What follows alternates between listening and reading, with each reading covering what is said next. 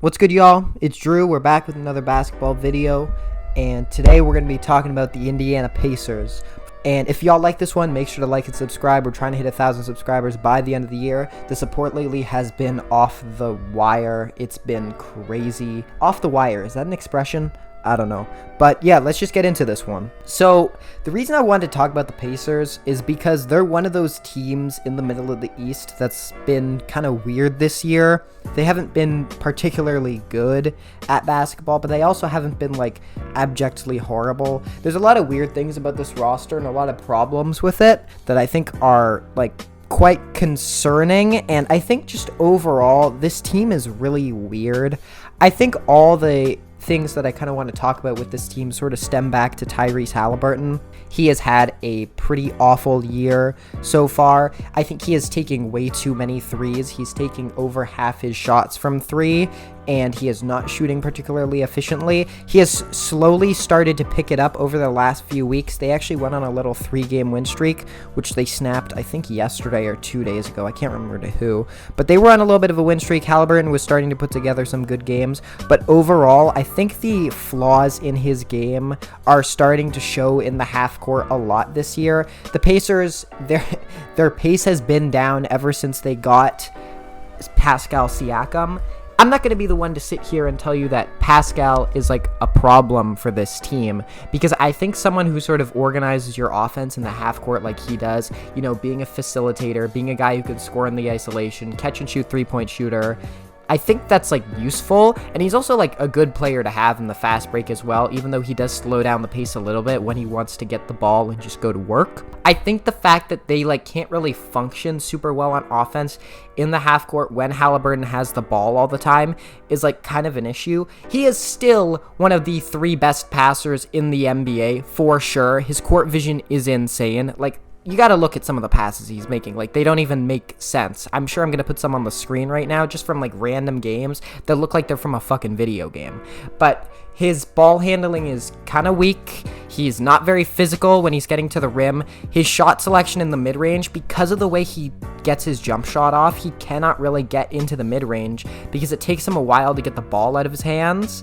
And his release is kind of slow. The mechanics of it are really weird. And I don't know if those things are ever going to change because his shot is so far from orthodox that I think that's just like what it is for him. He doesn't really shoot a ton of floaters, even though I think that's something that could be a part of his arsenal. He really doesn't shoot a lot of mid-range shots at all. And I think if he really wants to sort of level up, I think the floater is something he's really got to add to his game more. And then he's got to put more pressure on the rim because he's not physical and he doesn't have the burst to get to the rim. So he's got to sort of find ways to make that happen, because otherwise, like when he's not shooting well from 3 and when the team is sort of relying on him to be their number 1 scorer and number 1 facilitator, like what is he giving you? Because when he's not a great scorer, that affects his playmaking. And his playmaking is so good that he's still able to make good passes anyway and make good reads anyway, but like his offense is really going to have to adapt over this year and going forward if the Pacers want to sort of maintain this core around him, because I do still think he's one of the best point guards in the NBA in theory, but right now he's not even on pace to make an all-star team. In terms of the rest of this team, they've still got some like good, interesting assets. I think one of the most interesting developments this year for them has been actually playing Bennedict Mathurin. I think starting him in a lot of these games as well. Ben Mathurin is a weird one because it's sort of like the problem the Pistons had with Cade and Jaden Ivey last year, where you've got like this super highly skilled point guard in Tyrese Haliburton, who's like the Cade Cunningham, and then right next to him you've got a dude who's just like full energy, like a very traditional shooting guard in a lot of ways, who's not a great playmaker. Now, Jaden Ivey is a much better playmaker than Bennedict Mathurin, I would say. I would say Bennedict Mathurin is like all scoring. It's really hard to get the ball out of his hands, but like he's a bucket, man, and he is really confident. I think the best way I could sort of describe the Pacers backcourt is it's sort of like, in terms of talent, it's sort of like the Timberwolves backcourt flipped around. And I'm actually going to make a video about the Timberwolves later in this week, so stay tuned for that if you're a Timberwolves fan. But Bennedict Mathurin is like a much worse version of Anthony Edwards, and Tyrese Haliburton is like a souped up version of whichever point guard is playing for the Timberwolves at any time. Their point guard rotation is a mess right now. And what I mean by that is, like, Benedict Mathurin is, like, this super confident 3-level scorer, ridiculously athletic, really physical, really strong, kind of like Ant-Man. The difference is Ant-Man is, like, evolved into, like, a good playmaker, a great defensive player, just an amazing leader as well. And Benedict Mathurin is still sort of basically a role player. And then Tyrese Haliburton is, like, Mike Conley plus a million. Like, he's obviously he's much better than Mike Conley. That's sort of like the mold of this team. And I think the issue with the Timberwolves, which I'll sort of talk about later in the week, is that they don't have enough at the one spot. Like, they don't really have the playmaking balance is sort of out of whack when Conley is off the floor. And I think Benedict Mathurin should kind of throw that playmaking balance out of whack for the Pacers. But, like, his scoring is, like, really strong, and he doesn't really take, like, a ton of dumb shots, I would say. Yeah, he's, like, 22. I think he's turning 23 next year, so he's still very young. The score overall is pretty young, so I'm not really super worried about that backcourt going forward. I just think that Haliburton is going to have to level up his offense, and I think Ben Mathurin's ceiling is maybe a little low if he's not going to become a good to at least average playmaker. Like, if he's just going to be a black hole, then I think his ceiling as, like, even a starter in this league is, like, pretty low. He might have to come off the bench as their sixth man going forward, but I still think that backcourt could work if, you know, they make some adjustments. You talk about the rest of this team, they have had a brutal season at the center position. They had to sign Moses Brown off the street to make ends meet at the 5 spot. You've got no Isaiah Jackson, torn Achilles, non-contact injury. No James Wiseman, non-contact torn Achilles. It's crazy that both their backup centers that happened to. But other than that, you know, Miles Turner, when he finally came around on offense, like, 2 years ago, like, he went from, like, a guy who was like, yeah, I guess he's just going to average, like, 12 points for the rest of his career. And then he finally made that jump to, like, 17 points per game that we were all waiting for. And it took him so long to get there. But, like, now that he's there, like, Miles Turner I think he's going to be this team's franchise center for a very long time. He's a very solid, reliable center. Like, I would say he's, like, the benchmark for what you want a starting center to be in the NBA today. Good 3-point shooter, really athletic. He can run the pick and roll pretty well.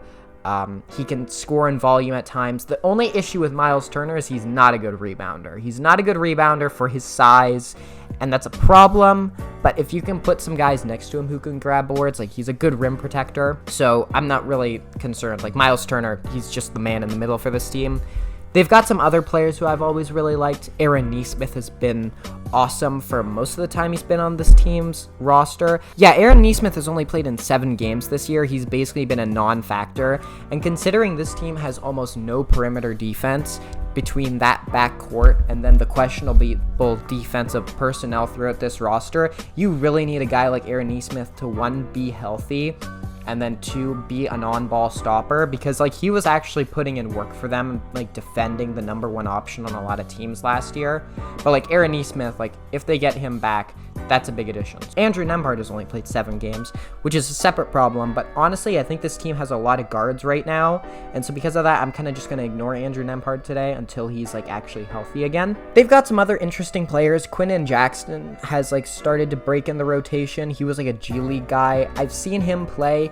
A lot of G League players, I'm probably going to make a video about this as well eventually, a lot of G League players play really erratically, like, they're nervous. Quinton Jackson plays like a guy who's been waiting for this opportunity for way too damn long, and he has been very solid for them in some minutes. He had, like, a 20-something point game the other day. I can't remember against who, but he had a really good game a few nights ago. He's just been, like, reliable offense for them. Ben Shepherd has been solid. He hits threes at a pretty damn good rate, which is something that this team could use, you know, just tertiary role players to surround Haliburton with. TJ McConnell, still one of the best backup point guards in the NBA. Super consistent, super reliable. He's TJ McConnell. What else do I need to say?